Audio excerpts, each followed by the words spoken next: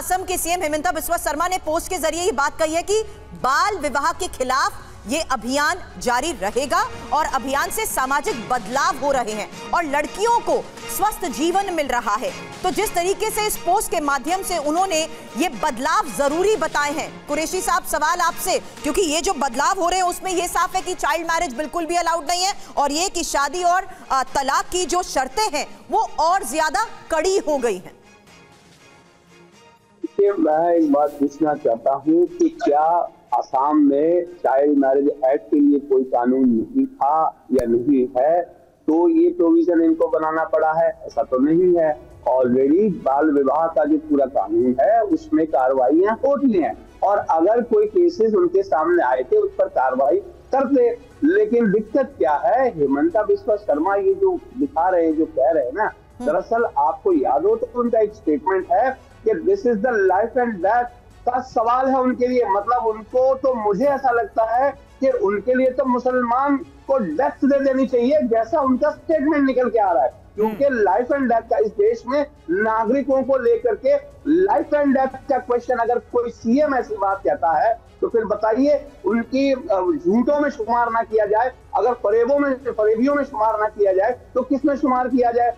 मैंने आपसे जानने की कोशिश की है, भारतीय जनता पार्टी के प्रवक्ता को ये पूछ लीजिए कि क्या असम के अंदर में चाइल्ड मैरिज पे पाबंदी है या नहीं? ठीक है, बिल्कुल ये सवाल पूछा जाएगा, ये सवाल पूछा जाएगा दानिश साहब, लेकिन आप एक सवाल का जवाब दे दीजिए कि अगर शादी के लिए लड़की की जो मिनिमम उम्र है वो हिंदू, मुस्लिम, सिख, ईसाई सब में सेम हो तो कोई दिक्कत है? देखिए, मैं आपको एक बात कहूं, मैं जहां तक मैंने आपको बताया कि गैर कानूनी पाबंदी जो सख्तियां हैं वो तो ऑलरेडी एक्टिव हैं और मेरी जानकारी में तो मुझे तो नहीं लगता। मुस्लिम पर्सनल लॉ के हिसाब से शादी की एज मिनिमम क्या है लड़की के लिए? मेरी बात सुनिए, मुस्लिम पर्सनल लॉ के हिसाब से क्या एज है वो छोड़ लीजिए, लेकिन अमूमन आम आदमी जो है, नहीं बताइए ना, इसमें झिझक क्यों रहे, बता दीजिए क्या एज? अरे मैं आपको बता देता हूँ 15 साल है। मतलब बाकी धर्म की लड़कियों के लिए 18 साल, मुस्लिम लड़की के लिए 15 साल। क्या ये भेदभाव नहीं मिटना चाहिए? क्या एज एक नहीं होनी चाहिए? ये अपने आप में बड़ा सवाल है या नहीं है? प्रोफेसर धर्मेंद्र यादव, धर्मेंद्र जी, किस तरह से आप देखते हैं असम की सरकार के फैसले को? क्या ये सही है या गलत है आपकी नजरों में? समीर जी, भारतीय जनता पार्टी की जहां जहां डबल इंजन सरकार है, डबल इंजन की टकराहट आपको हर जगह देखने को मिलती है। जब केंद्र सरकार ने चाइल्ड मैरिज एक्ट बना रखा है, कानून है, तो उस कानून को सुपरसीड करने के लिए अगर स्टेट अपना कानून बनाना शुरू कर दे तो मुझे लगता है जो फेडरलिज्म स्ट्रक्चर है उसको तोड़ने का प्रयास भारतीय जनता पार्टी के द्वारा सदैव से होता रहा है, इस बार भी होता रहा है। और भारतीय जनता पार्टी के शासित प्रदेश जो हैं, जहां जहां भी प्रदेश इनके सरकार है, उत्तर प्रदेश का आप देख लीजिए, मुजफ्फरनगर के फैसले को आप ले लीजिए। अब मुजफ्फरनगर के फैसले को भारतीय जनता पार्टी के लोग भी कह रहे हैं गलत फैसला है और वहां की जनता तो कह ही रही है। अब उसके बाद उन्होंने कहा पुलिस ने आनन फानन में गलत फैसला ले लिया। मतलब उत्तर प्रदेश की सरकार यानी योगी जो मुख्यमंत्री है उन्हें कुछ पता नहीं रहता है, रात में सोते हैं, जब सुबह उठते हैं तो उनको लगता है कोई अधिकारी गलत फैसला ले लिया।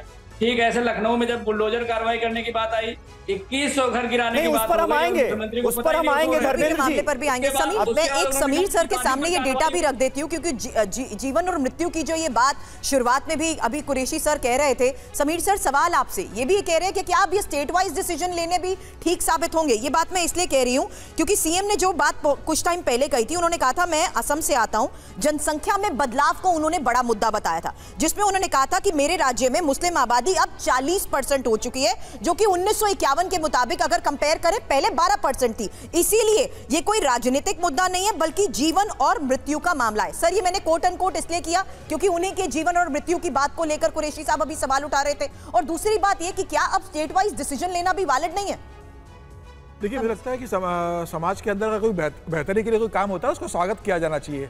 और मुझे लगता है कि अगर हेमंत बिस्वा शर्मा ये कोशिश कर रहे हैं कि अगर वहाँ पर जिस तरीके से बाल विवाह लगातार आसाम में हो रहा है और पहले भी इस पर चिंता जाहिर की गई थी, अगर वो वहाँ पुराना कानून निरस्त करके नया कानून लेकर आ रहे हैं और मुझे लग रहा है उत्तराखंड में भी हुआ है, उत्तराखंड में यूनिफॉर्म सिविल कोड लागू हो गया है। अगर आसाम भी इस दिशा में आगे बढ़ता है और दूसरे प्रदेश भी बढ़ते हैं तो मुझे इसमें कोई आपत्ति नहीं है। मुझे लगता है कि अगर महिलाओं के लिए बेटियों की शादी की सब समाज में सभी धर्मों में अगर एक उम्र होती है तो उसमें क्या गलत है? मुस्लिम पर्सनल लॉ बोर्ड की बात मानी जाएगी या देश में जो कानून होगा उसकी बात मानी जाएगी? मुस्लिम पर्सनल लॉ बोर्ड का तो आपने भी पिछले हफ्ते ही देखा कि जब सुप्रीम कोर्ट ने गुजरा भत्ता की बात कह दी थी तो किस तरीके से मुस्लिम पर्सनल लॉ बोर्ड ने बोल दिया कि भाई हमारे इसके अंदर ये मंजूर नहीं है, हम इसे लागू नहीं कर सकते। तो देश कानून से चलेगा या मुस्लिम पर्सनल लॉ बोर्ड के हिसाब से चलेगा? अगर हेमंत विश्व शर्मा को सुधार करना चाहते हैं और ये अच्छे पहल है तो इसे मुस्लिम समाज ने स्वागत करना चाहिए कि हाँ बेटियों की उम्र 18 साल की होना चाहिए, उसके बाद शादी होना चाहिए। सुधार की कोशिश की जा रही है तो उसका समर्थन होना चाहिए, लेकिन उससे पहले ये बयान आ जाता ना कि 40% हो गई है राज्य में मुस्लिम आबादी, तो ये चिंता का विषय है। दोनों को अगर जोड़ कर देखते हैं तो फिर कंफ्यूजन हो रहा है मुझे, जिसका लगता है यहाँ पर तमाम मेहमान जिक्र भी कर रहे हैं।